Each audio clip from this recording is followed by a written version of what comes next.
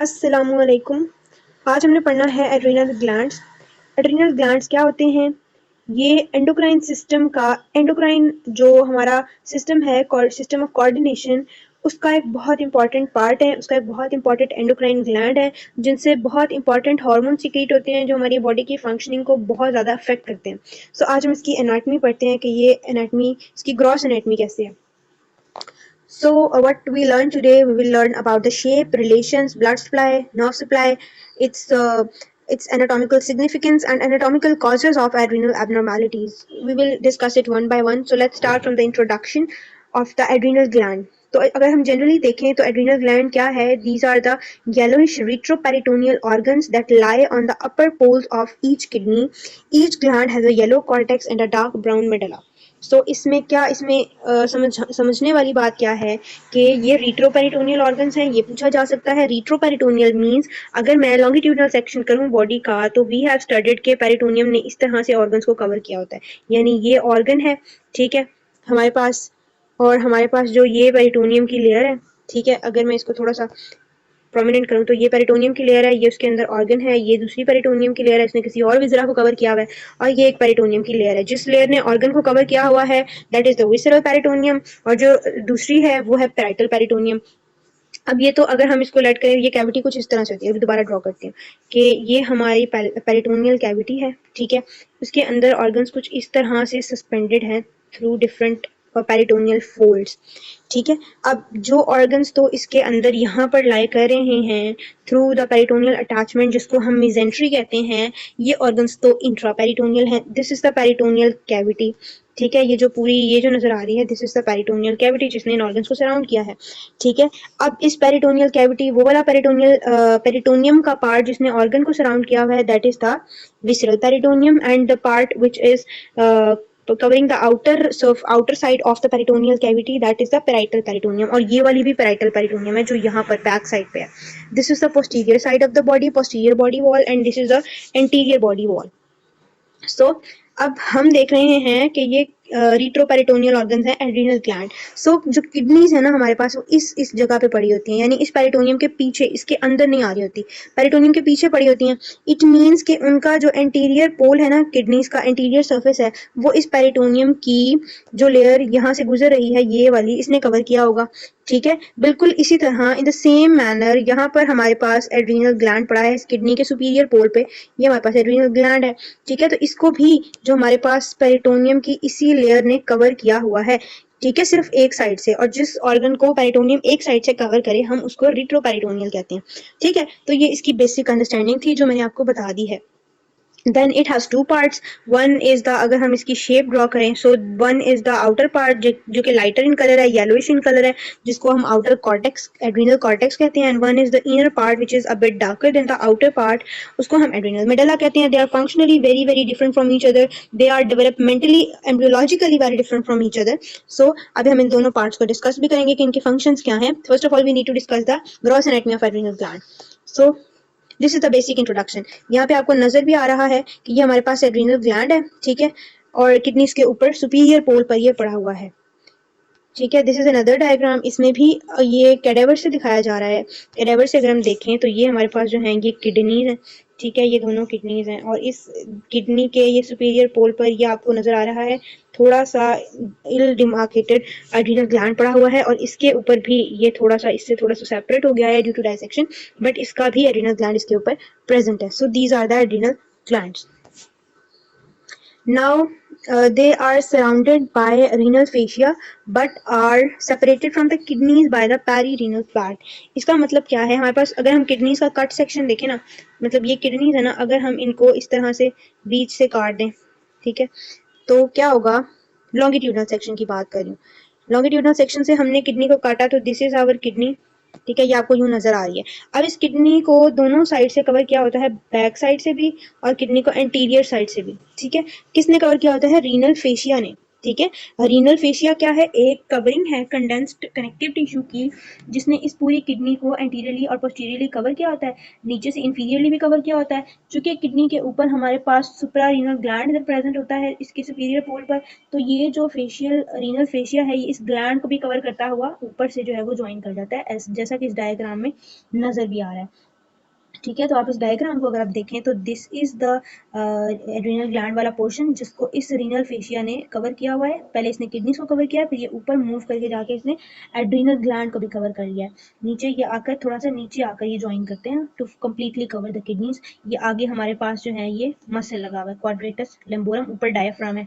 ठीक है, अभी हम किडनी के रिलेशन पढ़ेंगे तो आपको भी पता चल जाएगा। नेक्स्ट हमारे पास क्या लिखा हुआ है कि अगर ये किडनी है और ये इसके ऊपर एड्रिनल ग्लैंड है तो ये बिल्कुल इकट्ठे जुड़े नहीं हुए, they are separated by perirenal fat. Kidneys के अराउंड लेयर्स होती हैं डिफरेंट, जैसे रीनल फेशिया की एक लेयर है इसी तरह एक लेयर होती है पेरीरीनल फैट की। ठीक है, तो इस पेरीरीनल फैट ने इस एड्रिनल ग्लैंड को इस किडनी से सेपरेट किया हुआ है, तो ये बात लिखी हुई है इधर। Okay, so what is the location of adrenal gland? The right suprarenal gland is pyramid shape and it caps the upper pole of the right kidney.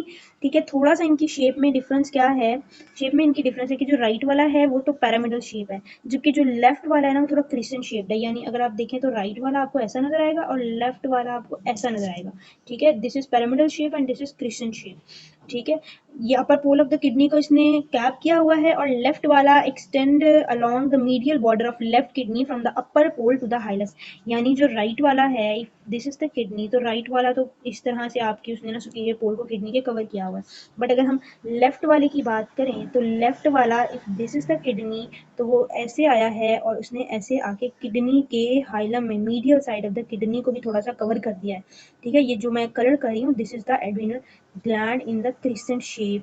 ठीक है, so this is what is written here कि it extends along the medial border of the left kidney from the upper pole to the hilum of the kidney. You know this is the hilum of the kidney, तो ये इसके hilum तक आ रहा है, इस diagram में भी नजर आ रहा है। लेफ्ट वाला मीडियल सर्फेस तक आ रहा है, जबकि ये उतना मीडियल सर्फेस तक एक्सटेंड नहीं कर रहा, ये वाला ऊपर पिरामिडल शेप की तरह एग्जिस्ट कर रहा है। Now what are the relations of adrenal gland? अब दोनों, क्योंकि राइट एंड लेफ्ट हमारी बॉडी में रिलेशंस डिफरेंट है, एब्डोमेन में ऑर्गन्स डिफरेंट हैं, दैट्स व्हाई इसके रिलेशंस भी डिफरेंट होंगे थोड़े।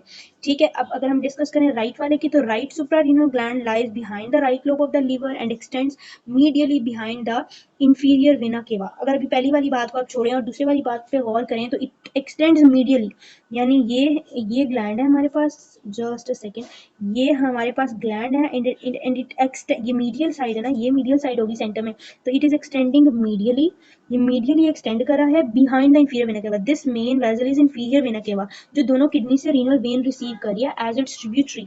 सो ये बात हो रही है। It rest posteriorly on the diaphragm, ये भी डायग्राम से ये भी क्लियर हो जाएगा। Left suprarenal gland lies behind the pancreas and the Leicester sac and the stomach and rests posteriorly on the diaphragm. दोनों डायफ्राम पर posteriorly रेस्ट कर रहे हैं, वो भी हम देखते हैं। So this is the diagram, diaphragm वाली बात पहले देख लेते हैं। सो इसमें आपको डायफ्राम नजर आएगा कि किस तरह से डायफ्राम के ऊपर पड़ेंगे। So this is the diaphragm, ये पूरा पीछे डायफ्राम है, ये इसके नीचे भी है, ये यहाँ तक होगा, ये ऐसे है डायफ्राम पूरा बैक साइड पे, इसी तरह फ्रंट पे होगा जो भी रिमूव हुआ हुआ है। ठीक है, क्योंकि डायफ्राम हमारे पास इस शेप का होता है तो एंटीरियरली भी ये इस शेप में होगा और पोस्टीरियरली भी इस शेप में होगा, तो यहाँ पर हमें पोस्टीरियरली वाला नजर आ रहा है थोड़ा सा और एंटीरियरली वाला नजर नहीं आ रहा। तो नाउ यू कैन अप्रिशिएट कि जो ये हमारे पास ये एक सुप्रारीनल ग्लैंड है और एक सुप्रारीनल ग्लैंड ये है, तो ये दोनों पीछे डायफ्राम को टच कर रहे हैं, तो posteriorly they rest on the diaphragm. Secondly, अब अगर हम इस डायग्राम पर वापस आए तो इस डायग्राम में क्या मेंशन था हमने देखें इधर आपको लेफ्ट किडनी के रिलेशंस नजर आ रहे हैं, लेफ्ट एड्रिनल ग्लैंड के। ठीक है, दिस इज योर किडनी, ये जो रेड कलर में छोटी सी पीछे नजर आ रही है दिस इज द किडनी, इसके ऊपर ये हमारे पास जो है ये लेफ्ट एड्रिनल ग्लैंड लेवल हुआ है, ये छोटा सा नजर आ रहा है। ठीक है, अभी किन किन चीजों के पीछे लाई कर रहा है, this is on the posterior side of the stomach, on the posterior side of the body of pancreas. ठीक है, और स्टमक के पीछे हमारे पास क्या होता है, लेसर सैक ऑफ पेरिटोनियम होता है। ठीक है, पेरिटोनियल कैविटी, सो ये उसके भी बैक साइड पर प्रेजेंट है, क्योंकि ये पूरा पीछे डायफ्राम की वॉल को डायफ्राम को टच कर रहा है, तो ये सबसे पीछे प्रेजेंट है। Alright, so these are the relations of left kidney. और अगर राइट किडनी की बात करें तो राइट एड्रिनल ग्लैंड ये है हमारे पास। अब ये लीवर थोड़ा सा ऊपर उठाया हुआ है, ये लीवर को अगर हम इसकी पोजीशन पे लेकर आए तो इसके ऊपर एड्रिनल ग्लैंड के बिल्कुल ऊपर लीवर का राइट लोब आएगा। ठीक है, और पोस्टीरियरली ये भी डायफ्राम पर रेस्ट कर रहा है और मीडियली ये एक्सटेंड कर रहा है इंफीरियर वेना केवा के इंफीरियर वेना केवा की बैक साइड पे। सो ये बेसिक इसकी एनाटॉमी थी। ठीक है, अगर हम दोबारा पढ़ें तो इट राइट वाला lies behind the right lobe of liver and extends medially behind the inferior vena cava, rest posteriorly on the diaphragm, जबकि left suprarenal gland lies behind the pancreas, lesser sac and the stomach and it also rest posteriorly on the diaphragm. तो ये 3 diagram से हमें ये clear होता है। All right, now let's move on to the blood supply of adrenal gland. It's very easy कि adrenal gland, adrenal, it is present just close to the kidneys, so mostly it shares its blood supply with kidney and sometimes it receives its independent blood supply. So how we will discuss it. तो अगर हम देखें इसकी blood supply, तो ये हमारे पास abdominal aorta है। ठीक है, ये हमारे पास जिसको मैंने भी कलर कर दिया, this is the aorta. If I use a darker color, ठीक है, तो ये हमारे पास aorta थी। ठीक है, अब अयोटा से एक तो अब इसको आपको इसकी ब्रांचेस आती हुई नजर आ रही हैं। एक अयोटा से डायरेक्ट एक ब्रांच आ रही है जिसको हम कह रहे हैं इंफीरियर फ्रेनिक आर्टरी। ठीक है, ये इंफीरियर फ्रेनिक आर्टरी ब्रांचेस दे रही है superior pole of the adrenal gland. ठीक है, आप क्लोजली अगर इसको देखें तो आपको ये सारा कुछ इसमें नजर आ रहा है। ठीक है, ये वाला पार्ट तो सुपीरियर, इनको हम कहेंगे जो ब्रांचेस हैं ये सुपीरियर सुप्रारीनल आर्टरीज हैं। ठीक है, क्योंकि सुपीरियरली सप्लाई कर रही हैं। तो सुपीरियर सुप्रारीनल आर्टरीज कहाँ से आ रही हैं? इंफीरियर फ्रेनिक आर्टरी से। इंफीरियर फ्रेनिक आर्टरी कहाँ से आ रही है? एब्डोमिनल एओर्टा की ब्रांच है above the origin of coeliac trunk. ये सीलिक ट्रंक का ओरिजिन है ना, ये वाला, तो ये इससे ऊपर अराइज हो रही है, तो आप ये लिख सकते हैं। देन हमारे पास सेकेंड है मिडल सुप्रारीनल आर्टरीज, जो ये किसकी ब्रांचेस हैं? ये डायरेक्ट एब्डोमिनल एओर्टा की ब्रांचेस हैं और ये भी सीलियक ट्रंक के लेवल से ऊपर ही अराइज हो रही हैं। ठीक है, तो ये इसको सप्लाई कर रही हैं। और सबसे इंफीरियर सुप्रारीनल आर्टरीज हैं which are the branches of the renal artery. ठीक है, आपको नजर आ रहा है यहाँ पर इंफीरियर सुप्रारीनल आर्टरीज किसकी ब्रांचेस हैं? यहाँ से अगर आप माइन्यूटली गौर से देखें तो ये नजर आएगा आपको कि ये इसी रीनल आर्टरी से निकल रही है। तो ये किसकी ब्रांच हुई? रीनल आर्टरी की। And renal artery is in turn the branch of abdominal aorta. It is on the left side and it is same on the right side as well. ठीक है, तो दोनों की ब्लड सप्लाई बिल्कुल same है। यहाँ पर भी inferior phrenic, then middle suprarenal artery directly from abdominal aorta, और फिर रीनल आर्टरी से हमारे पास इंफीरियर सुप्रारीनल आर्टरीज आएंगी। ये होगी आर्टीरियल सप्लाई। अब अगर हम इसकी वीनस ड्रेनेज की बात करें तो वो भी बहुत इजी है। इस डायग्राम से क्लियरली अप्रिशिएट हो रही है कि हमारे पास जो राइट वाला एड्रिनल ग्लैंड है, राइट वाले की जो वेन है ये ब्लू कलर में नजर आ रही है। ठीक है, तो ये डायरेक्टली कहाँ ड्रेन हो रही है? इंफीरियर वेना केवा में। ठीक है, ये डायरेक्टली इंफीरियर वेना केवा में ड्रेन हो रही है। ठीक है, और अगर हम लेफ्ट वाले को देखें तो लेफ्ट वाले में एक ये छोटी सी वेन है। ठीक है, जो रीनल सुप्रारीनल ग्लैंड से निकली है और ये पहले रीनल वेन के अंदर गई है and then renal vein inferior vena cava में गई है। ऊपर वाली इसकी ब्रांच को छोड़ दें। ठीक है, तो ये एक रूट है। ठीक है, and this is the only route by which it drains its venous blood. ठीक है, तो इसमें क्या है, थोड़ा सा डिफरेंस इनमें वीनस सप्लाई में क्या है कि राइट वाली डायरेक्टली आपके पास इंफीरियर वेना केवा में ड्रेन करेगी और लेफ्ट वाली आपके पास पहले renal vein and then to inferior vena cava. So this is its blood supply including arterial and venous supplies. Let's move on to the nerve supply. Nerve supply इसकी थोड़ी सी मिडिला की थोड़ी सी ट्रिकी है। वो किस तरह से, बहुत समझने वाली है, अदरवाइज बहुत इजी है। होता क्या है कि अब हमारे पास एड्रिनल कॉर्टेक्स है ना, वो तो हमारे पास डायरेक्टली उसकी नॉर्मली जब किसी भी ऑर्गन को नर्व सप्लाई होती है ना, ये हमारे पास स्पाइनल कॉर्ड है। ये हमारे पास मैं इधर बना देती हूँ, this is our spinal cord. इस स्पाइनल कॉर्ड के साथ हमारे पास पड़ा हुआ है जी ये सिंपैथेटिक ट्रंक है। ठीक है, अब होता क्या है कि एक नर्व निकली, अब एक नर्व स्पाइनल कॉर्ड से निकली है। If I use a different colour, spinal cord से निकली है, उसके पास 3 डिफरेंट रास्ते होते हैं। ठीक है, ये नर्व निकली है, this is a sympathetic ganglia and this is the target organ. एक तो ये नर्व क्या कर सकती है, ये जाए डायरेक्ट, और अगर ये मसल की नर्व है, मोटर नर्व है, तो ये जाकर हमारे पास जो है वो मसल के ना, ये मसल है और ये मसल के न्यूरोमस्कुलर जंक्शन पे साइनैप्स कर लेगी। That's one route. Second route क्या है कि ये नर्व आई है, ये इस सिंपैथेटिक गैंग्लिया के अंदर साइनैप्स की है, पोस्ट गैंग्लियोनिक फाइबर आया है, पोस्ट गैंग्लियोनिक फाइबर आगे जाके आपके विजरा को नर्व सप्लाई दे रहा है, इनोवेशन दे रहा है। That's one of the routes. लेकिन अब जीआईटी के अंदर स्पेशली एक third type of nerve root use की जाती है, और वो क्या होती है, वो ऐसे होती है कि ये स्पाइनल कॉर्ड से नर्व आई है, ये इस गैंग्लिया में से गुजरेगी तो सही, पर without synapsing. Then it synapses in a ganglia but other than this sympathetic ganglia, तो उसका अपना गैंग्लिया है, उसके अंदर वो साइनेप्स करेगी एंड देन पोस्ट साइनेप्टिक जो फाइबर्स हैं वो निकलेंगे, post ganglionic fibres, sorry post ganglionic fibres निकलेंगे and then they will supply the target organ which is mostly the whole of GIT. उसकी बिल्कुल इनोवेशन ऐसे ही है। और ये इनको कहते हैं हम, जो ऐसे नर्व्स आ रही होती है ना, इनको हम कहते हैं स्प्लैंक्निक नर्व्स। ठीक है, तो अब एड्रीनल कॉर्टेक्स का बिल्कुल ऐसे सेम है। ठीक है, और ये जो हमारे जीआईटी में ये वाले गैंग्लिया है ना, जो सेकंड गैंग्लिया है, फर्स्ट गैंग्लिया तो सिंपैथेटिक गैंग्लिया होता है ना, जो सेकंड वाले गैंग्लिया है ना, जो इनकी मैं बात कर रही हूँ। ठीक है, ये गैंग्लिया हमारे जीआईटी में चार हैं, celiac ganglia, superior mesenteric ganglia, inferior mesenteric ganglia, ठीक है, और एक और भी होता है। तो ये चार गैंग्लिया में आकर नर्व्स जो है वो साइनेप्स कर रही होती हैं। तो एड्रीनल कॉर्टेक्स का तो सेम यही रूल है।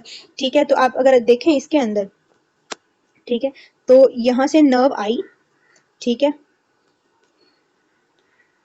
नर्व आई है, स्पाइनल से निकली है, उसने ये सिंपैथेटिक गैंग्लिया बना हुआ है। ठीक है, इसमें से गुजरी है विदाउट साइनेप्सिंग, गुजर के आई है और एक और गैंग्लिया में एंटर हुई है जिसके ऊपर लिखा हुआ है that it is part of, it is celiac, may be celiac में भी, ये सीलियक गैंग्लिया, किडनीज के कॉर्टेक्स के लिए सीलियक गैंग्लिया होता है, स्पेसिफिक है। ठीक है, जीआईटी के डिफरेंट पार्ट्स के लिए डिफरेंट है ना, तो किडनीज के कॉर्टेक्स के लिए सीलियक गैंग्लिया। यहाँ पर आकर उसने साइनेप्स की, जब भी साइनेप्स होगी ना तो दो नर्व्स के अंदर गैप होगा। ठीक है, वो कंटिन्यूटी में नहीं होगी, तो यहाँ पर आपको गैप नजर आ रहा है, ये साइनेप्स करेगी और फिर ये जाकर इस कॉर्टिकल रीजन को ना इन्होंने इनर्वेट कर दिया। ठीक है, ये कॉर्टेक्स की होगी नर्व सप्लाई। तो अगर हम कॉर्टेक्स की पढ़ें तो receives pre ganglionic sympathetic fibres from the greater splanchnic nerve. तो ये मैंने बताया ना आपको, इस नर्व को हम कहते हैं ग्रेटर स्प्लैंक्निक नर्व, जो इस पाथवे से आ रही होती है पूरी, कोई ग्रेटर स्प्लैंक्निक नर्व कह सकते हैं। ठीक है, fibre synapse in pre aortic और अयोटिको रीनल गैंग्लिया। ठीक है, अब pre aortic and aorticorenal ganglia क्या है, ये वैसा ही एक मैंने फोर्थ वाला गैंग्लिया, ठीक है, जो आपको बताया ना, तो ये इस गैंग्लिया में भी साइनेप्स कर सकते हैं। और यहाँ पर जो लिखा हुआ है वो यही गैंग्लिया लिखा है, प्री अयोटिक और अयोटिको रीनल, तो ये सेकेंडरी गैंग्लिया, ये सिंपैथेटिक गैंग्लिया नहीं है। ठीक है, यहाँ पर ये साइनेप्स करेंगे और फिर ये इनर्वेट करेंगे कॉर्टेक्स को। अब मेडला का ऐसा नहीं है। मेडला में आपने एक स्पेशल बात पढ़ी होगी, इसमें क्रोमोफिन सेल्स होते हैं जो कि पोस्ट गैंग्लियोनिक फाइबर्स की तरह बिहेव करते हैं। ठीक है, पोस्ट गैंग्लियोनिक फाइबर्स हैं, इसका मतलब कि जो प्री गैंग्लियोनिक फाइबर्स आ रहे हैं, they do not synapse at any place before entering adrenal medulla, वो इससे पहले कहीं भी साइनेप्स नहीं करे, वरना वो वहीं पे पोस्ट में कन्वर्ट हो चुके होते। सो ये आपको जो फाइबर नजर आ रहे हैं, ये आए हैं विदाउट एनी साइनेप्सिंग, ये मेडला में एंटर हुए हैं और यहाँ पर आकर इन्होंने साइनेप्स बनाई है। जो बीच में आपको गोल गोल पिंक पिंक सेल्स नजर आ रहे हैं, these are the chromaffin cells that are present only in the adrenal medulla. So, adrenal medulla receives preganglionic sympathetic nerves that synapse with the cells of the adrenal medulla. Medulla एक ganglion की तरह behave करता है। ठीक है, that's an MCQ. Okay, I hope कि आपको nerve supply समझ आ गई होगी। Now lymphatic drainage बहुत easy है।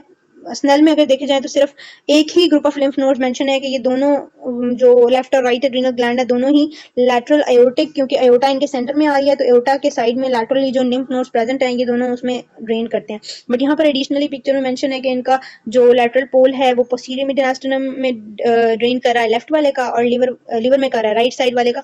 तो ये आपकी मर्जी है, इट्स अप टू यू, आप ये लर्न करना चाहें या ना करना चाहें, लेकिन ये आपने लाजमी लर्न करना है to renal aortic nodes, to lateral aortic nodes. ये लैटरल एयोटिक नोड्स कहाँ जाके ड्रेन करेंगे, सिस्टर्ना काइलाई में, जो कि सारा एब्डोमेन का लिम्फेटिक ड्रेनेज जमा करता है। Then it puts into the thoracic duct, और थोरेसिक डक्ट से वो सबक्लेवियन वेन में चला जाता है, and then into the whole of circulation.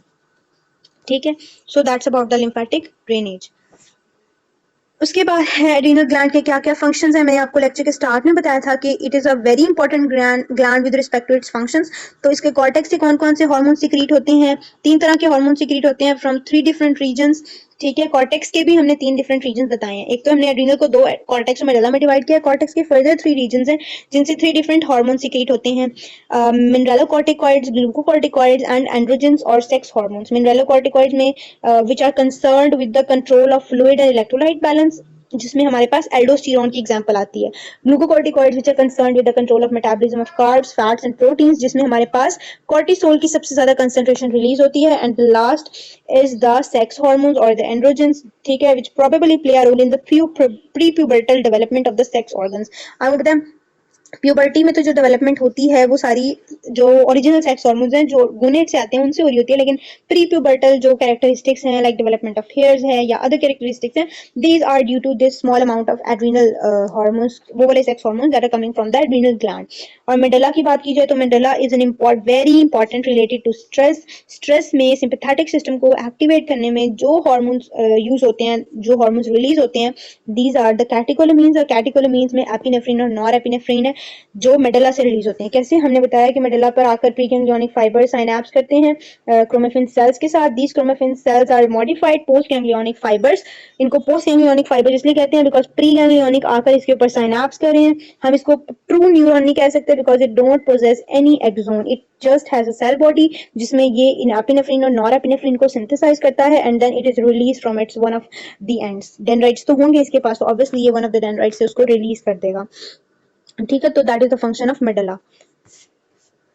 Applied anatomy क्या है? अब इसमें this is just for the sake of knowledge, वरना ये आप फिजियोलॉजी बायोकेमिस्ट्री में बहुत डिटेल से पढ़ेंगे। कुशिंग सिंड्रोम क्या है कि अगर किसी पैथोलॉजी की वजह से जो हमारे पास एड्रीनल कॉर्टेक्स है वो एक्सेसिव हार्मोन प्रोडक्शन स्टार्ट कर दे, स्पेसिफिकली किस हार्मोन की? कॉर्टिसोल की, तो उसको हम सी से याद रख लें, सी कुशिंग, सी कॉर्टिसोल। ठीक है, और इसमें क्या होता है, कॉर्टिसोल का एक्सेस हो जाता है। ठीक है, और इसमें कैरेक्टरिस्टिक्स क्या होती है पेशेंट की? पेशेंट बफलो हम्प है, मून लाइक फेस है, एब्डोमिनल स्ट्राई है, सेंट्रल ओबेसिटी है। वाई? क्योंकि बिकॉज कोलेस्ट्रॉल जो है हमारे, कॉर्टिसोल इज अ हार्मोन के जो वर्क जो ब्लड में हमारे पास ग्लूकोज लेवल को ज़्यादा करता है।